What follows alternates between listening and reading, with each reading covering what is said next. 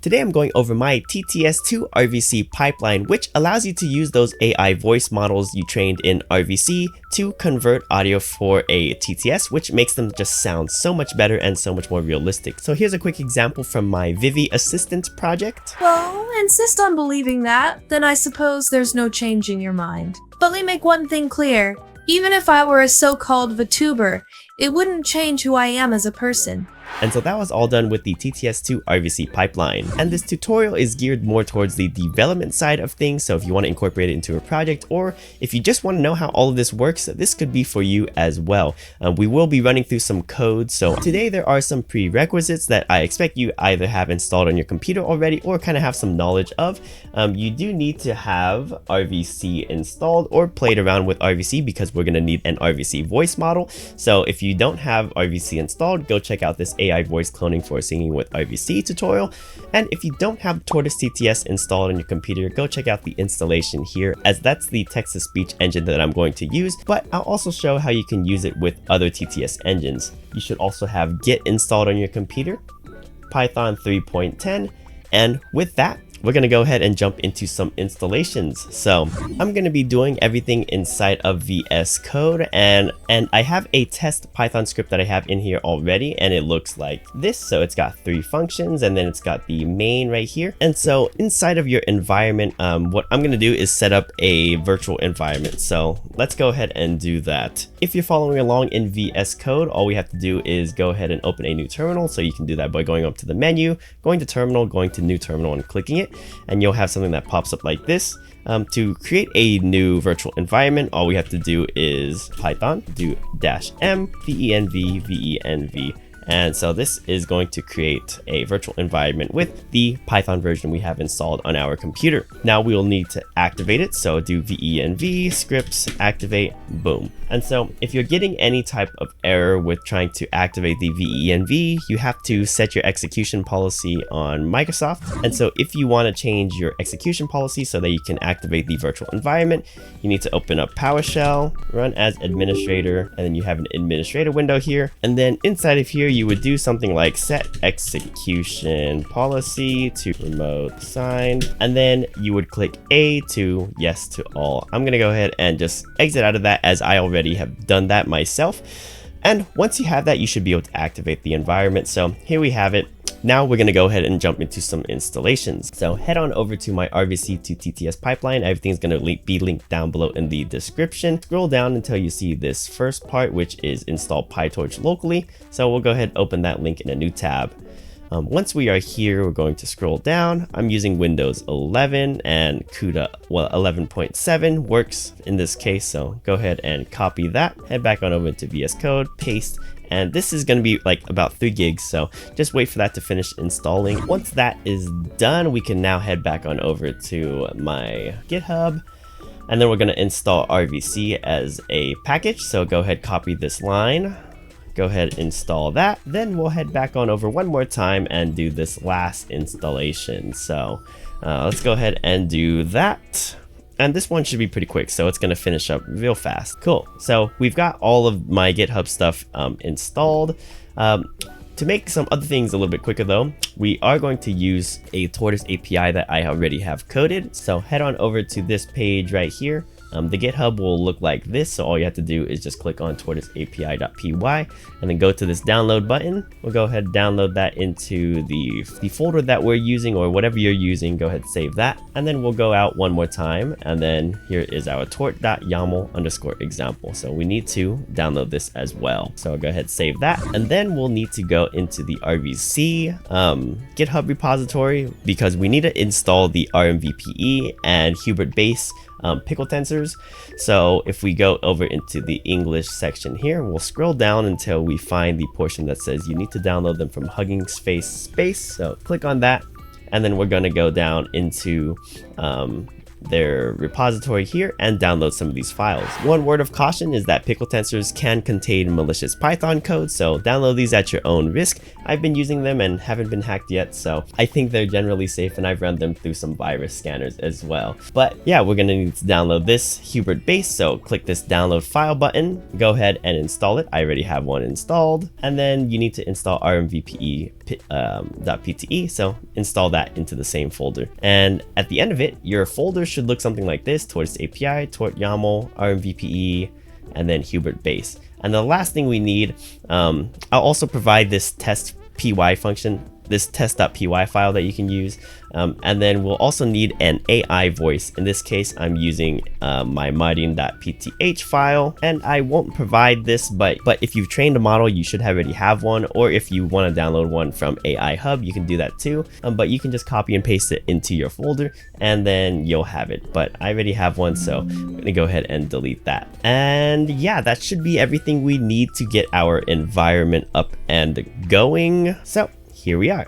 And so the way that this test function works is it basically just uses our default system engine, in this case something equivalent to like Microsoft SAM, to generate audio for some text that we have. So here is my TTS function where it says, hello there, my name is Madin and I'm excited to meet you. So let's go ahead and run this and see what occurs. So I'm gonna go ahead and run this, click Python file.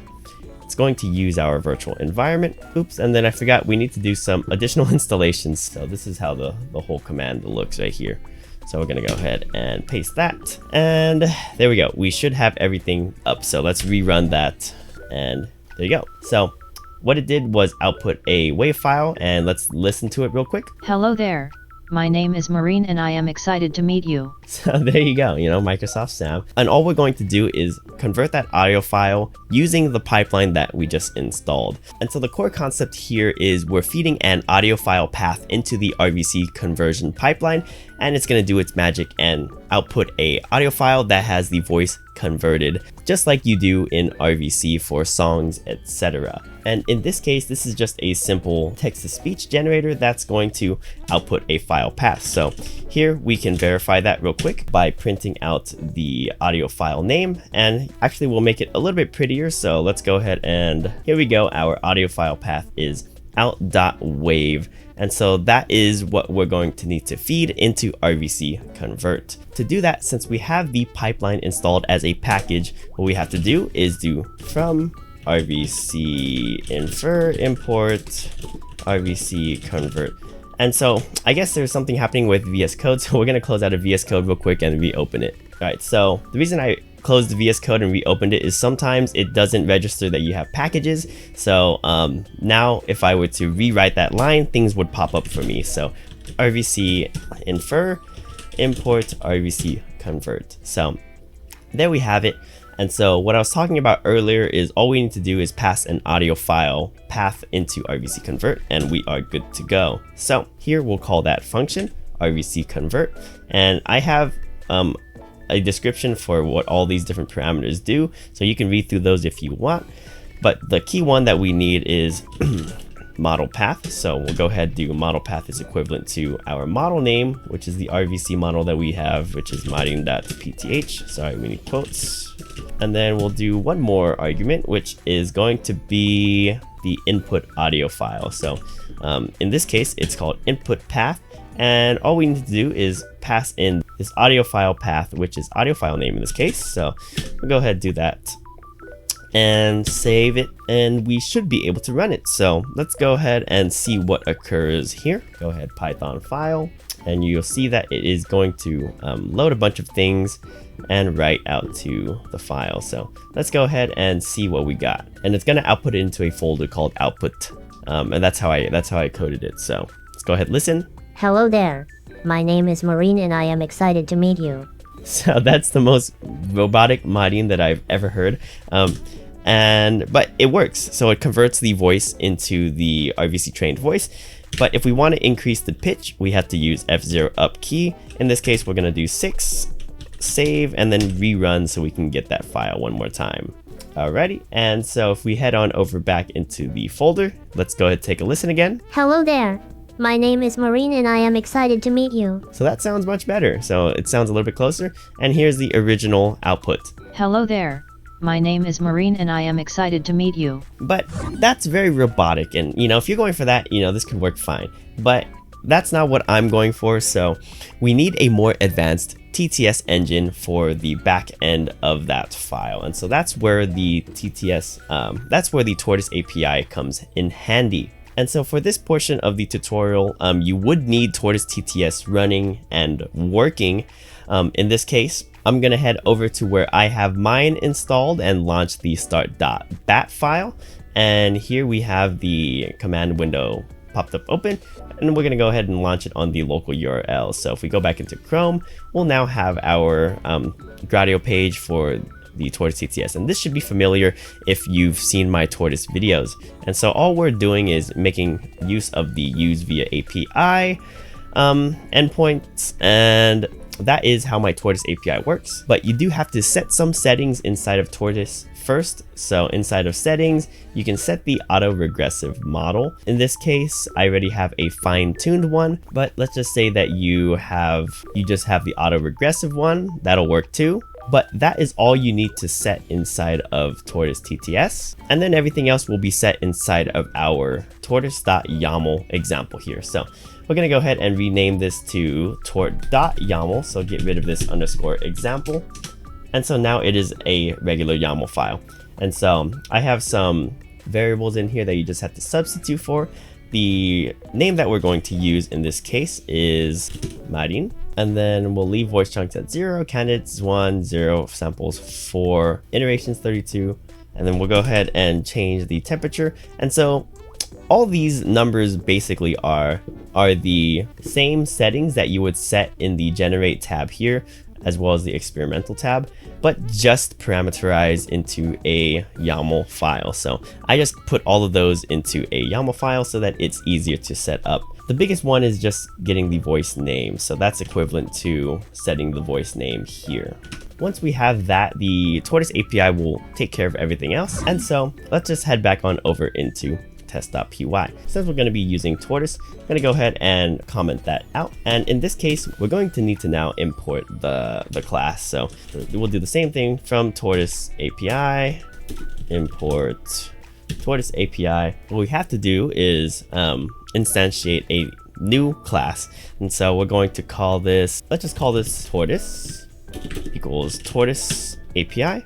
And then now all we have to do is call this API from within the Tortoise function. So we can do audio file name equals tortoise dot call API. And then inside of this call API, we need to pass in a sentence. So in this case, our sentence, let's just go ahead and copy and paste this.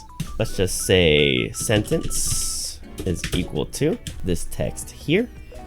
And we'll go ahead and pass the sentence into call_API. Now that we have this, go ahead and run it and it should be good to go. So let's go ahead and run this. All right, and I'm running into some issues real quick. So the reason it looks like is that I'm using a voice that I didn't set up correctly. Okay, so I guess we'll have to use, we'll use Calliope. And so we'll go ahead and just rerun that with this and we should be good to go. So here we go. It's going to generate. It's going to give me back a file and then convert that into the text-to-speech converted audio. So here we have our output. Let's go ahead and take a listen.